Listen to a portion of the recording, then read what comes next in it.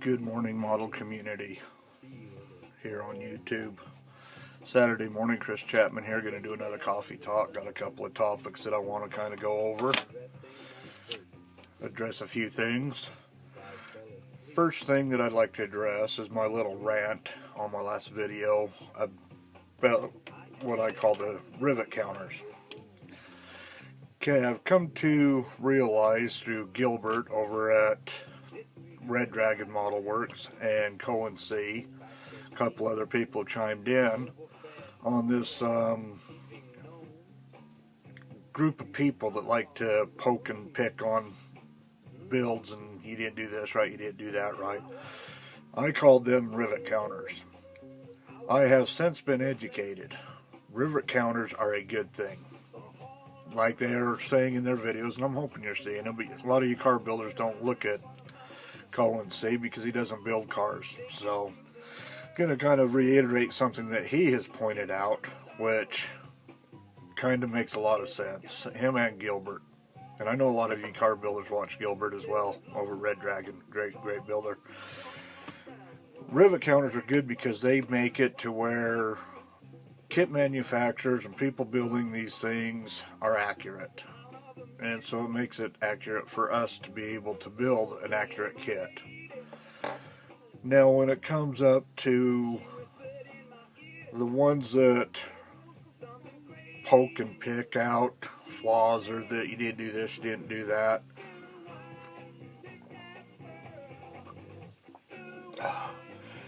they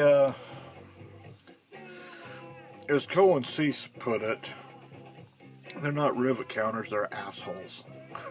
Excuse the language, but that's what him and I am going to start referring to them as.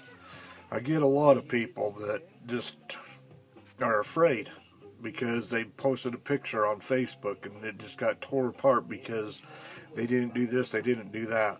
I haven't ever built a military tank or anything like that. I plan to one day, hopefully, as funds come available, just for the weathering purposes in it. But at Cohen C, I watch his videos, I watch Darren Shanks, and I watch a bunch of other people, Alex and Chris, just so that I can see what they're doing. I have no interest in the military and building a tank or a transport truck or anything, but I do have an interest in weathering.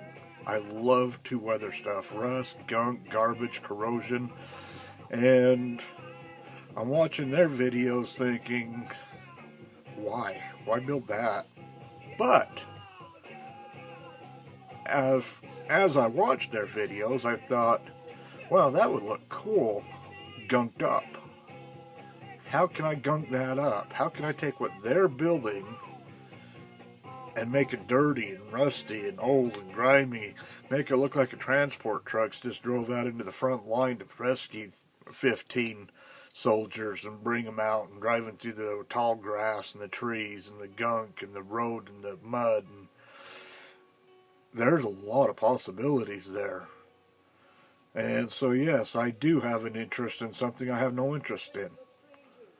I would love to build something just to see how I can turn around and weather it, because I really would like to learn more, and that would be a great teaching ability. So that said, people need to put up their videos. For you people that are watching me that don't have any videos up, you're watching me because you're interested in modeling and building models. You like, obviously, what I'm doing, or you wouldn't be watching. I'm getting a lot of people that are commenting that subscribe to me that have 0 subscribers, have 0 videos up, And every time I send them a message and say, hey, how come you're not putting videos up? It's always the same thing. Oh, I put a picture up on Facebook and it just got tore down. People didn't like what I was doing or told me I did this wrong, did that wrong. Build it for yourself and show us. Now, keep in mind constructive criticism. You know, take it as a learning experience. But there are people that make comments. Keep in mind that you can word things properly. You know, turn around and say, you know, hey, you did that and it looks like crap. It's totally different than, hey, if you would have taken and added a little bit of black wash across that, it would have hid some of the little glue marks that you have there. Same thing, but it's telling them how to fix the problem in a nice, polite way, giving them ideas as opposed to saying, hey, that looks like crap. Because then they look at it and think, oh, that's crap. I'm going to delete this. I'm not going to be involved. I'm not going to participate. So us as builders need to really push the new guys. The new younger, mid-age, older, retired people that are getting into the hobby. Let's help them.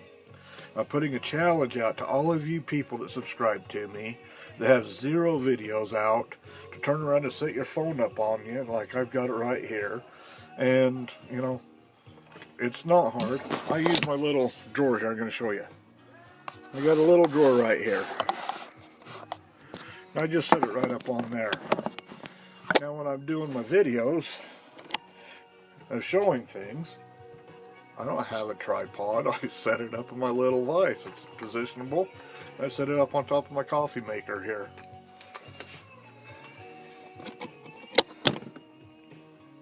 Set your camera up. Videotape you. Upload it to YouTube. Remember, you got a 15-minute thing being new, so do an introductory video. Say, hi, my name is so-and-so. I'm new to the community. I'd like to learn. These are things I would like to learn, so that we could say, hey, okay, let's throw in some suggestions. Show us a kit. I got this and I'd like to build it.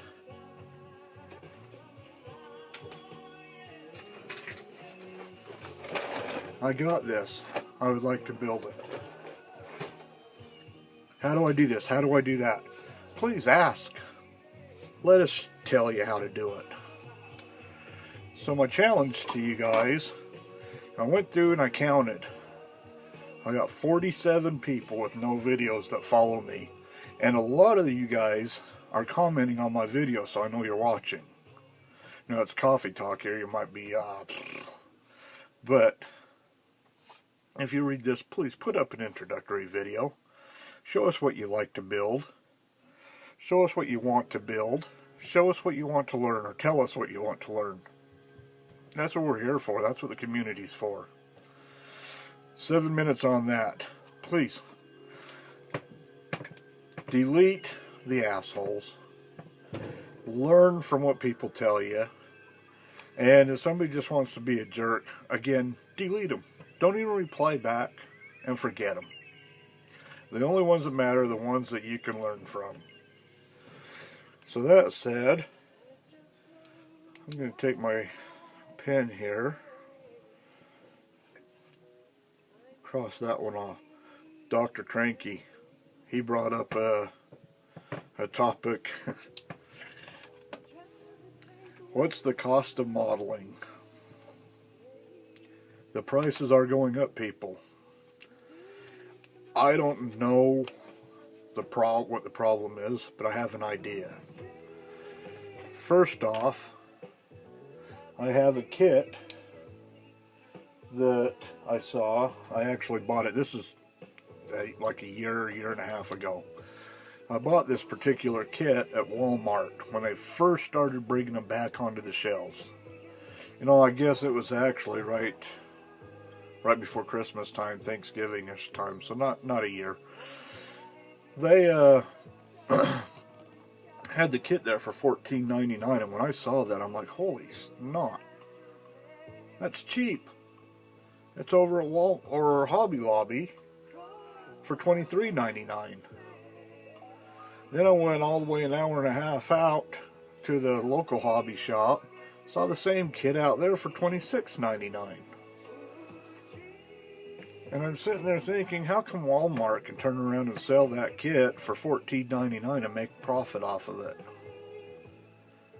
I'm pretty sure that every one of my hobby stores around here pay the same price from the distributors in Revell or an AMT that Walmart is. So how can Walmart sell model kits for $15 or $20 when they're $24, $25, $28, sometimes $30 a kit at the hobby shops? You know, and I'm not mentioning, everybody knows Hobby Lobby, and they're a great store because they have a variety of a lot of stuff. It's a big store. They give you a 40% coupon on one item. So what do? You go in there, you pick out your model kit for 25 bucks, you get your 40% off. Whew. But then you turn around and you spend another 30 bucks on buying primer and paint and sandpaper and sanding sticks, and oh, I need to have the new clear coat because I'm getting low. The tester's one coat lacquer for my clearing, and you know, next thing you know, you got another $30 racked up there. Well, they just made 20% of that 40% off the extra discounted stuff or the extra purchases that you just made.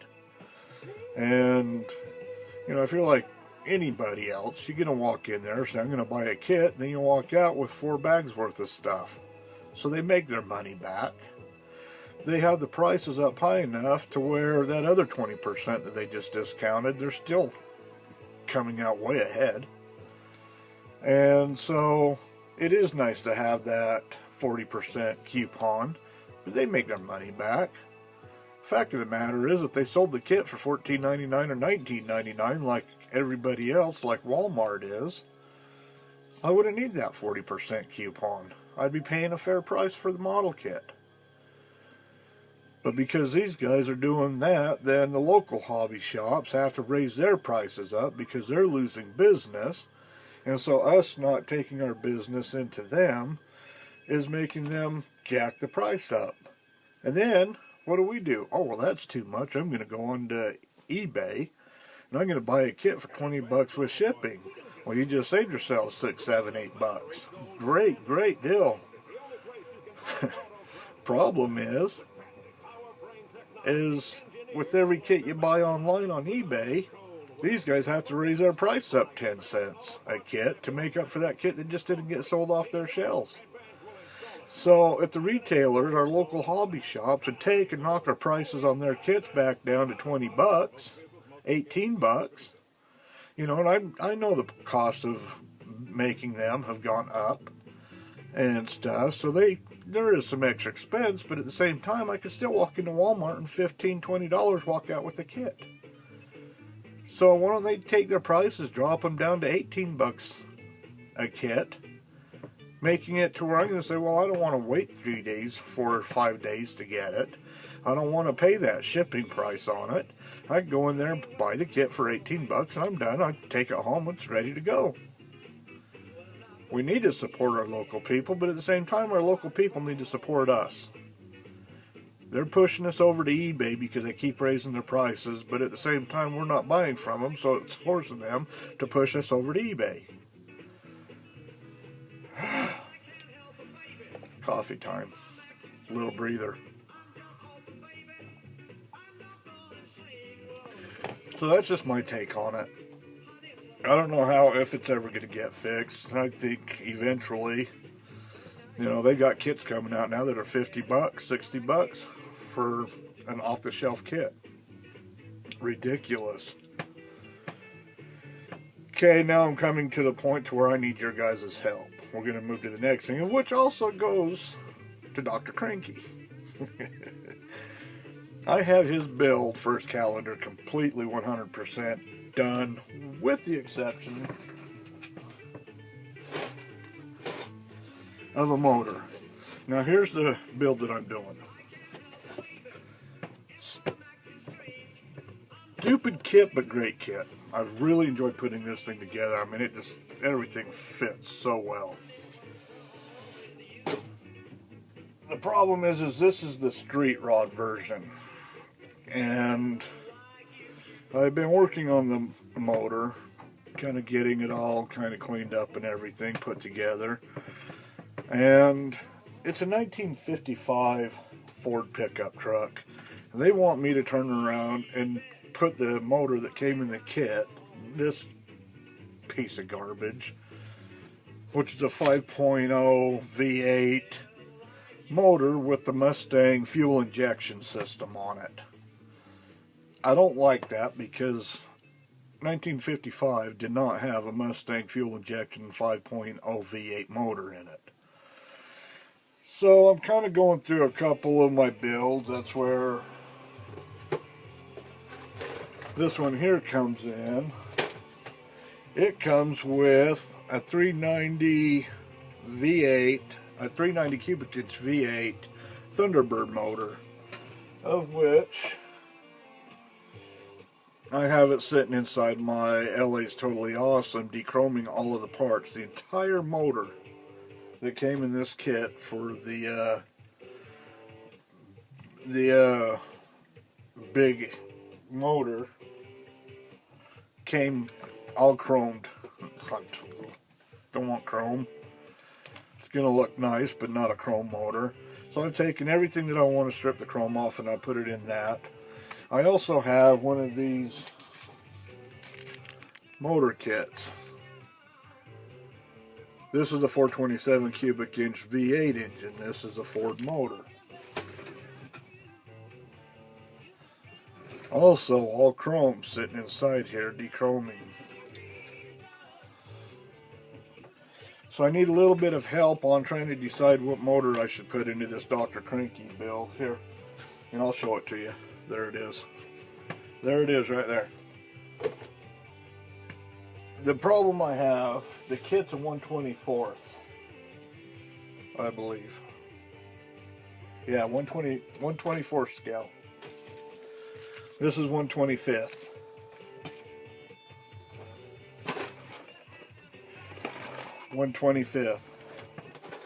So I'm kind of wondering if these other two motors are going to be too small to fit in there. I'm going to put them together, get them completely done, and if I use them now, I'll use them. If I don't, I'll put them into something else later as I build it. I'm sure I'll have a rat rod or something coming up. Ooh, I ought to do a rat rod. I haven't done one of them for a little while.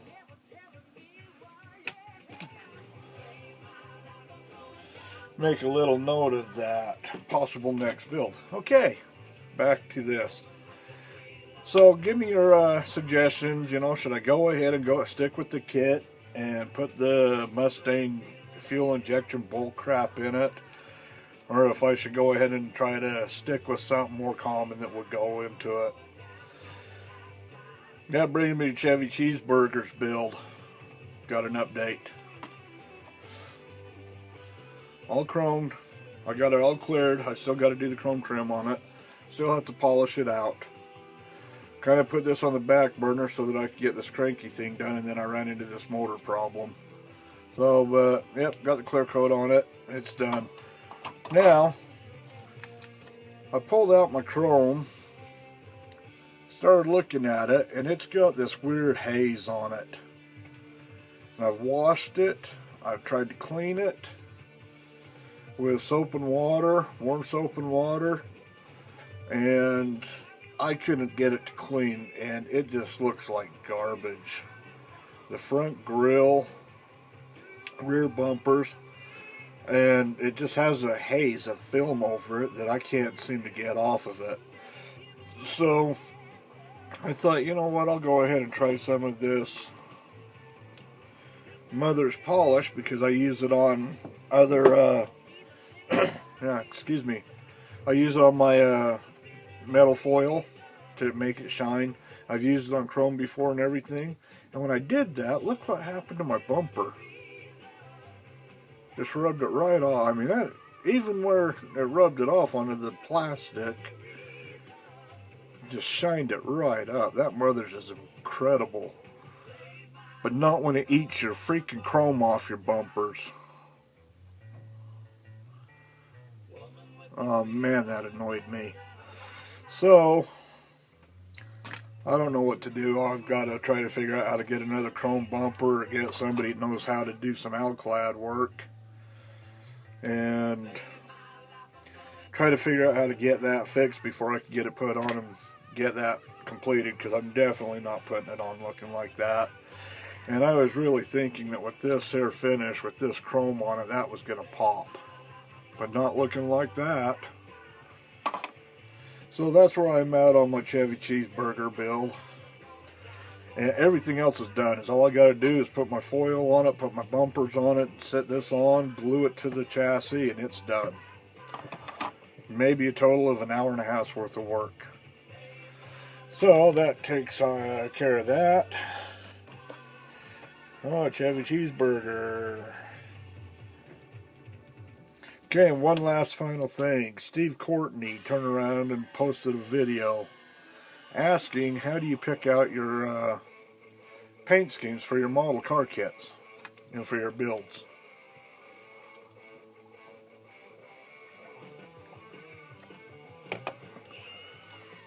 My answer to that is, if I'm building something like this, I want a color that's going to really enhance the curves, the rolls.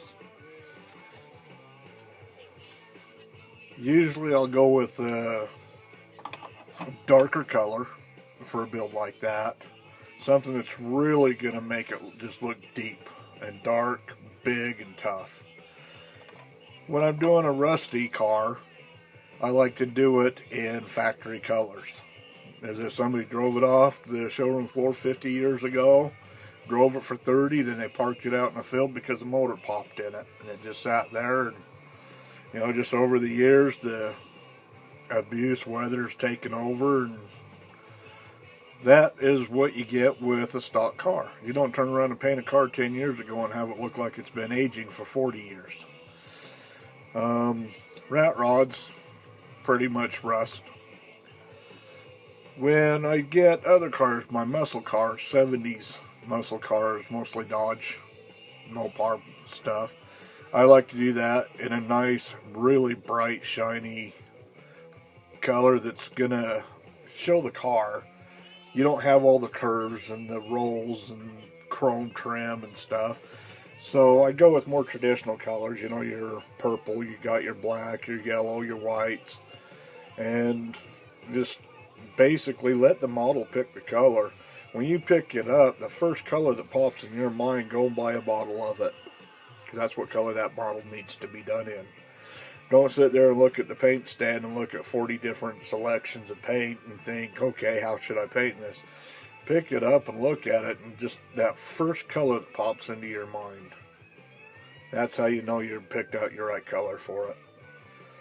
So that's how I do it. Now, I'm going to finish this up by reminding people I need help on my subscribers. I want to see some videos put up. I want to see hi, my name's Daryl and I like to build model cars. I'd like to be a part of this community. This is what I like to build.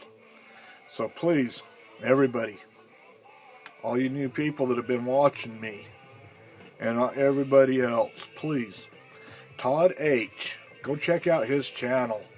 He came on the scene out of nowhere, went, build a car, asked me some questions about my acrylic paints, watched my videos that I have in my archives or my playlist, and next thing you know, it's, hey, here's my first attempt at spraying acrylic paint video.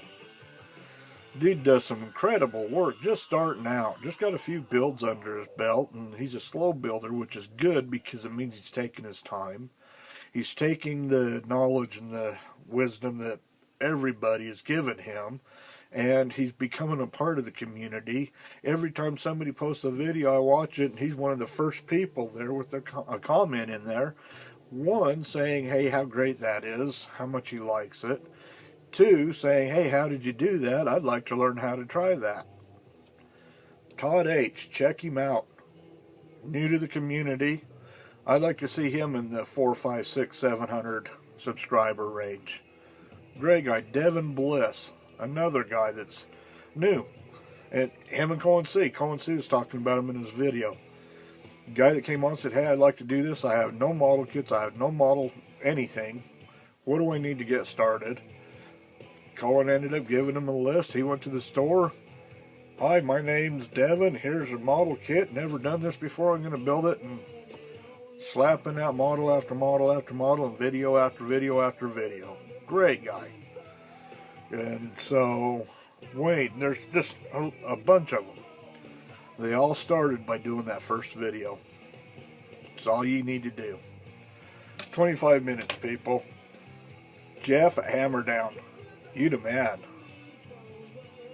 I'm going to be getting a PM to you here, buddy. Thanks very, very much. Well, again, Chris Chapman, Coffee Talk. You guys have a great weekend.